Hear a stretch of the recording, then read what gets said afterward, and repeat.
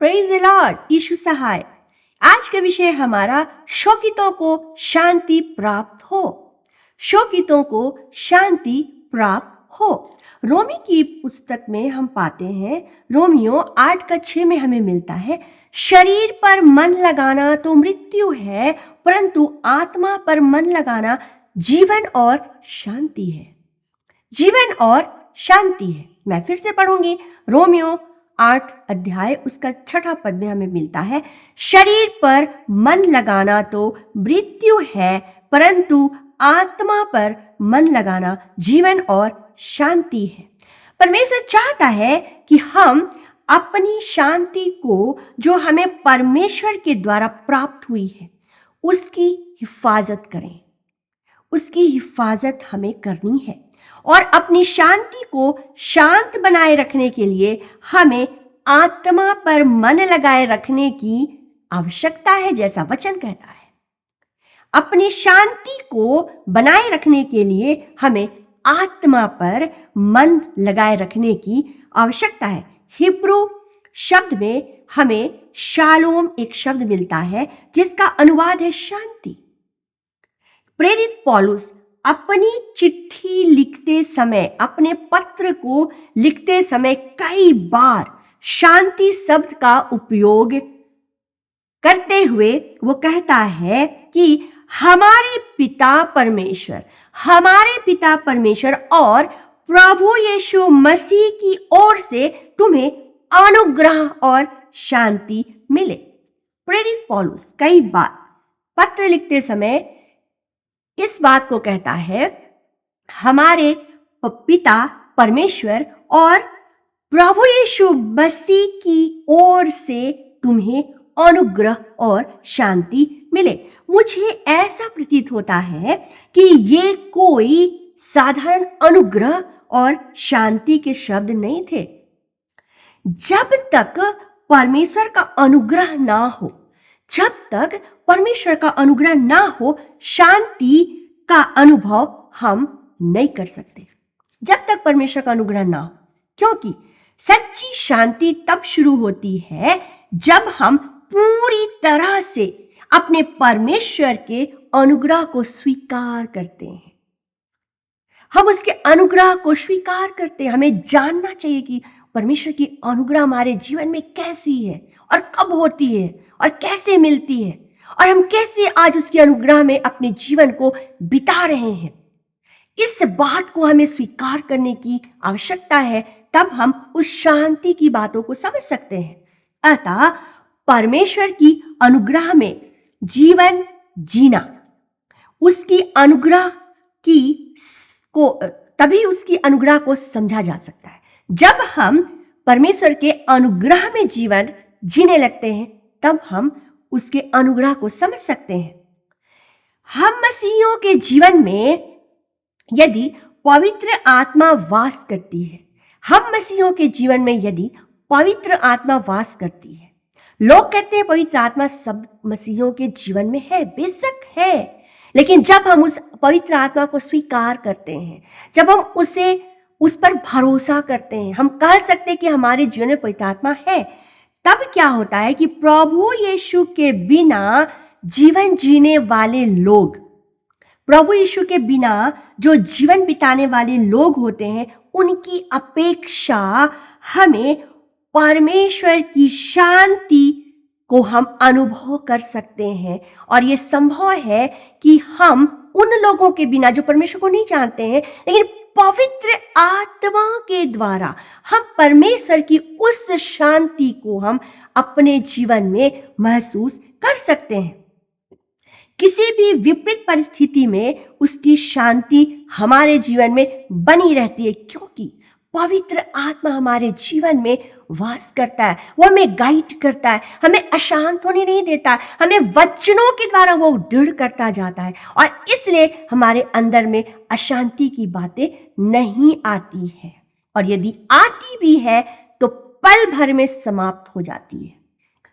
ये परमेश्वर की अनुग्रह में जीवन जीना दर्शाता है। यदि हम ऐसा जिंदगी जी रहे हैं, ऐसा जीवन जी रहे हैं, परमेश्वर की शांति में जीवन बिता रहे हैं, तो इसका मतलब है कि परमेश्वर की अनुग्रह में हम अपने जीवन को बिता रहे हैं। रोमी 15 और उसके 33 में हमें मिलता है। रोमी 15 का 33 में हमें मिलता है, शांति का परमेश्वर तुम सबके साथ रहे। शांति का परमेश्वर तुम सबके साथ रहे। इस तरह की बातों को पौलुस रोमी लोगों से, जो रोमी के रहने वाले लोग थे, जो रोमी थे, उनको इस तरह की आशीष को वो दे रहा है कि शांति का परमेश्वर तुम सबके साथ रहे। पहला थिस्सलुनीय 5:23 में हमें क्या मिलता है? शांति का परमेश्वर आप ही तुम्हें पूरी रीति से पवित्र करे। शांति का परमेश्वर आप ही तुम्हें पूरी रीति से पवित्र करे। रोमी 16:20 में हमें क्या मिलता है? शांति का परमेश्वर शैतान को तुम्हारे पांव से शीघ्र कुचलवा देगा। प्रभु यीशु मसीह का अनुग्रह तुम पर होता रहे। मतलब परमेश्वर की शांति, जो शांति का परमेश्वर है, उस शांति के परमेश्वर के द्वारा ही हमारे जीवन में शांति कायम रह सकती है। और वो हमें रोमी 16:20 में हमने पाया कि हमारे पांव के द्वारा, हमारे पांव से शीघ्र वो शैतान को क्या करेगा? कुचलवा देगा। तो परमेश्वर हमारे हृदय में शांति कैसे स्थापित करेगा, वो परमेश्वर जानता है। जब हम परमेश्वर, शांति के परमेश्वर के निकट हम पाए जाते हैं। परमेश्वर जो शांतिदाता परमेश्वर है, उसी के पास शांति का भंडार है। आज संसार में ऐसे कई बातें हैं, आज संसार में ऐसी कई तरह की बातें हैं जो हमारा सुख चैन छीन सकती है और छीन रही है। शांति की माप हर एक व्यक्ति के जीवन में अलग अलग पाई जाती है। जितनी भी माप हमारे जीवन में आज पाई जाती है, शांति जितनी भी हमारे अंदर में, जो भी ग्राफ शांति का हो हमारे हृदय में, हम यदि परमेश्वर के साथ बने रहते हैं तो हमें उसी शांति को अपने जीवन में बरकरार रखना और उसकी सुरक्षा करना हमारे लिए आसान हो जाता है। आज लोग सच्ची शांति एवं कभी ना मिटने वाली शांति की खोज में लगे हुए हैं। जिधर देखो उधर ही लोग शांति की बातें कर रहे हैं। बिल्कुल लोग परेशान हैं। खुद की शांति स्थिर होगी जब हमारी शांति जब हम अपनी शांति में जब हम स्थिर पाए जाएंगे, तभी हम औरों को शांति की बातों को कह पाएंगे, हम उन्हें शांति दे पाएंगे। आज परमेश्वर हमसे ये चाहता है कि हम परमेश्वर की शांति में बने रहें। हम परमेश्वर की शांति को किस तरह अपने जीवन में हम बरकरार रख सकते हैं, उसकी सुरक्षा कर सकते हैं, वो आज परमेश्वर के पास आने के बाद ही हमें मिल सकता है। यशायाह 48:18 में हमें मिलता है, यूं लिखता है, भला होता कि तू मेरी आज्ञाओं को ध्यान से सुना होता। भला होता कि तू मेरी आज्ञाओं को ध्यान से सुना होता, तब तेरी शांति नदी के समान और तेरी धार्मिकता समुद्र की लहरों के समान होती। हम देखेंगे शांति नदी के समान होती, जो हमेशा बहने वाला, नदी हमेशा बहते रहना, उस तरह हमारी शांति हमेशा हमारे हृदय से बहते पाए जाए। और इसलिए वचन कहता है कि भला होता कि तू मेरी आज्ञाओं को, परमेश्वर की आज्ञाओं को ध्यान पूर्वक पढ़ना और उसे अपने जीवन में लेना, उसे अपने जीवन में ग्रहण करना, जो हमें शांति दे सकता है। फिलिप्पी 4:7 में हमें मिलता है, परमेश्वर की शांति जो समझ से परे है। परमेश्वर की शांति जो समझ से परे है, हमारे हृदय और विचारों को मसीह यीशु में सुरक्षित रखेगी। मसीह यीशु में सुरक्षित रखेगी परमेश्वर की कौन सी शांति जो हमारी समझ से परे है, जिसे हम समझ भी नहीं पाते कि कैसे प्राप्त करना है, लेकिन परमेश्वर ही है प्रभु यीशु के नाम, प्रभु यीशु के द्वारा उसे सुरक्षित हमारे लिए रख सकता है। मेरे भाई और बहनों, सांसारिक आवश्यकताओं का और अपनी अभिलाषाओं का पूर्ण होना हमारे हृदय को शांति एवं पल भर के आनंद से भर देता है, लेकिन थोड़ी ही देर बाद हमारा हृदय उससे ज्यादा प्राप्त करने की लालसा को प्राप्त करना चाहता है। उससे और ज्यादा प्राप्त करने की लालसा हमारे हृदय में उठने लगती है, तो हमारी पल भर की शांति अशांति में बदल जाती है। फिर से हम ढूंढने लगते हैं, फिर से हम खोजने लगते हैं। हमें आवश्यकताओं को पूर्ण करने के लिए विभिन्न प्रकार के मार्गों को हम ढूंढने लगते हैं और फिर से हम अशांत हो जाते हैं, क्योंकि आवश्यकताएं हमारी बढ़ती चली जाती है। क्योंकि शांति में संतुष्टि ना होना मतलब अशांति को दर्शाता है। संतुष्टि हमारे जीवन का एक मुख्य भाग है। हमें अपनी संतुष्टि को अपने हृदय में बढ़ाने की आवश्यकता है। जो हमारे पास है, जो नहीं है, यदि हम उसे ढूंढते हैं और यदि मिल जाता है तो हमें संतुष्ट होने की जरूरत है। यदि वो हमें नहीं मिलता तो हमें असंतुष्ट नहीं होना है। यदि हम असंतुष्ट होकर उसके पीछे भागते हैं तो हम फिर से उसी अशांति की हालत में पहुंच जाते हैं। अतः परमेश्वर की शांति जो समझ से परे है, हमारे हृदय और विचारों को मसीह यीशु में वो सुरक्षित रखना चाहती है, वो सुरक्षित नहीं हो पाता। हमने मसीह यीशु के वचनों को हमें धारण करने की आवश्यकता है। प्रभु यीशु के वचनों को, प्रभु यीशु मसीह के वचनों को, जो जीवित वचन है, उन वचनों को हमें धारण करने की आवश्यकता है, ताकि संसार की आवश्यकताओं की जो अनावश्यक की बातें हैं उससे हम बचे रहें। क्योंकि वचन हमें बढ़ाता है, वचन हमें सिखाता है, वचन हमारे लिए आईना है जो हमें बढ़ना सिखाता है।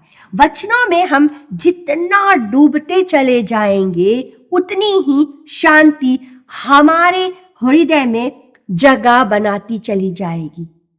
शांति उतने ही जगह बनाती चली जाएगी।